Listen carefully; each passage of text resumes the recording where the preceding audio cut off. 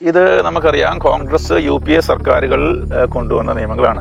1954 ആദ്യമായിട്ട് ഈ വഖഫ് നിയമം കൊണ്ടുവരുന്നത്. 95-ലും 2013-ലും UPA സർക്കാരുകളാണ് ഈ ഭേദഗതികൾ കൊണ്ടുവന്നിരിക്കുന്നത്.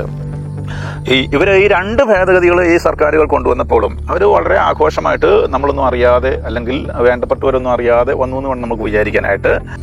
വാസ്തവത്തിൽ ചാരിറ്റിയിൽ ആരംഭിച്ചിട്ട് പിടിച്ചുപറിയിൽ അവസാനിപ്പിച്ച ഒരു നിയമം പോലെയാണ്, ഒരു കാര്യം പോലെയാണ് ഇപ്പം നമുക്ക് കാണുന്നത്. ഒരു സ്വതന്ത്ര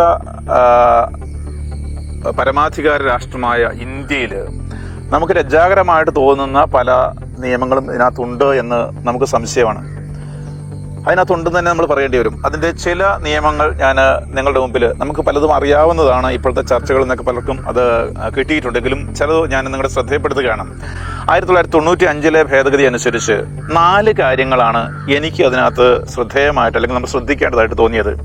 അതിൻ്റെ 40-ാമത്തെ ഖണ്ഡികയിൽ ഒരു വസ്തു വഖഫിൻ്റെതാണോ എന്ന് അവർക്ക് തന്നെ തോന്നുകയാണെങ്കിൽ അവർക്കത് തീരുമാനിക്കാം എന്നുള്ള ഒരു ക്ലോസ് കൊടുത്തിരിക്കുകയാണ്.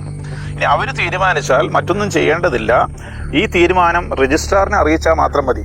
അതാണ് ഇവിടെ നമ്മുടെ മുനമ്പത്തും സംഭവിച്ചത്. നമുക്കറിയാം, അവിടെ പണമടയ്ക്കാൻ ചെല്ലുമ്പോഴാണല്ലോ ഇങ്ങനെ വഖഫിൻ്റെതാണെന്നുള്ള ഒരു തീരുമാനം, അല്ലെങ്കിൽ അങ്ങനെ ഒരു കാര്യം അവർ അറിയുന്നത്.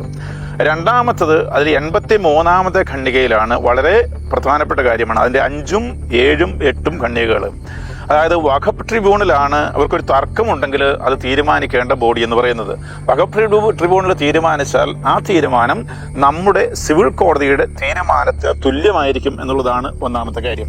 അതിൻ്റെ 8-ാമത്തെ ഖണ്ഡിക, അതിൻ്റെ 8-ാമത്തെ ഭാഗം പറയുന്നത്, ഈ തീരുമാനം, അതായത് വഖഫ് ട്രിബ്യൂണലിന്റെ തീരുമാനം നടപ്പാക്കേണ്ടത് ഇവിടുത്തെ സിവിൽ കോടതികളാണെന്നുള്ളതാണ്.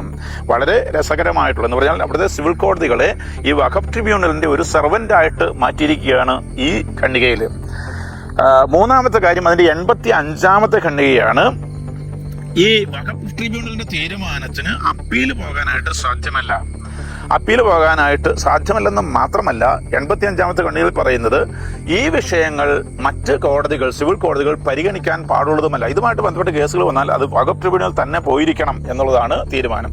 ഈ ചർച്ചകളൊക്കെ നമ്മുടെ നാട്ടിൽ കുറച്ചൊക്കെ വന്നിട്ടുണ്ട് എന്നാണ് ഞാൻ കരുതുന്നത്.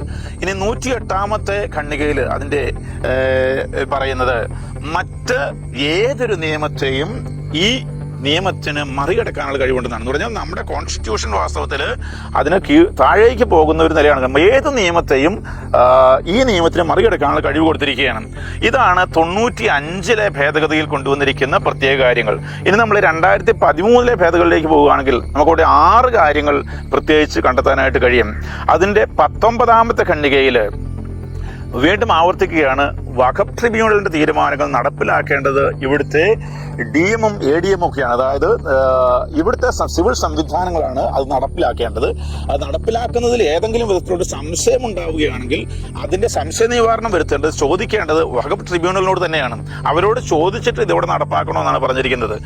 അതിന്റെ 31-ാമത്തെ ഖണ്ഡികയിൽ ഒരാൾ വഖഫ് ട്രിബ്യൂണലിന്റെ അല്ലെങ്കിൽ വഖഫിൻ്റെതാണെന്ന് കരുതുന്ന ഒരു വസ്തു വാങ്ങുകയോ കൊടുക്കുകയോ കൈമാറുകയോ കൈവശം വയ്ക്കുകയോ ചെയ്താൽ 2 വർഷം വരെ കഠിന തടവാണ് നിർദ്ദേശിച്ചിരിക്കുന്നത്. ഇയാൾക്ക് ഇവിടെ ഇത് വേണമെങ്കിൽ ട്രിബ്യൂണലിന് പരാതി കൊടുക്കാനുള്ള അവസരമുണ്ട്. അവർ തന്നെയാണല്ലോ വിധിക്കുന്നത്, അവർക്ക് പരാതി വീണ്ടും കൊടുക്കാനായിട്ട് പറയുന്നത്.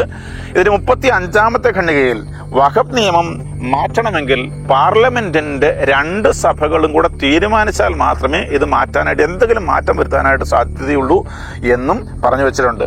ഇതിന്റെ 50-ാമത്തെ ഖണ്ഡികയിൽ ഈ വഖഫ് ട്രിബ്യൂണലിനും വഖഫ് ബോർഡിനും നിർദ്ദേശം കൊടുക്കാനായിട്ട് സ്റ്റേറ്റ് ഗവൺമെന്റിന് അവകാശമില്ല എന്ന് പറഞ്ഞിട്ടുണ്ട്. അവർക്ക് അതിൽ യാതൊരു അവകാശവുമില്ല. 54-ാമത്തെ ഖണ്ഡികയിൽ പറയുന്നത്, ഗവൺമെന്റ് ഏതെങ്കിലും ഒരു വസ്തു വഖഫ് ട്രിബ്യൂണലിന്റെ ആണെന്ന് തോന്നുന്നത് ഒക്കുപ്പൈ ചെയ്തിട്ടുണ്ടെങ്കിൽ അത് ഉടനെ തിരിച്ചു കൊടുക്കണമെന്ന് പറഞ്ഞിരിക്കുകയാണ്. അങ്ങനെ ഗവൺമെന്റ് വാസ്തവത്തിൽ വഖഫ് ബോർഡിന്റെ താഴെ വരികയാണ്. ഇപ്പോൾ വാസ്തവത്തിൽ വരുമ്പോൾ ഇതൊരു ഇസ്ലാമിക രാഷ്ട്രമായിട്ട് മാറുകയല്ലേ എന്ന് നമ്മൾ ചിന്തിക്കണം.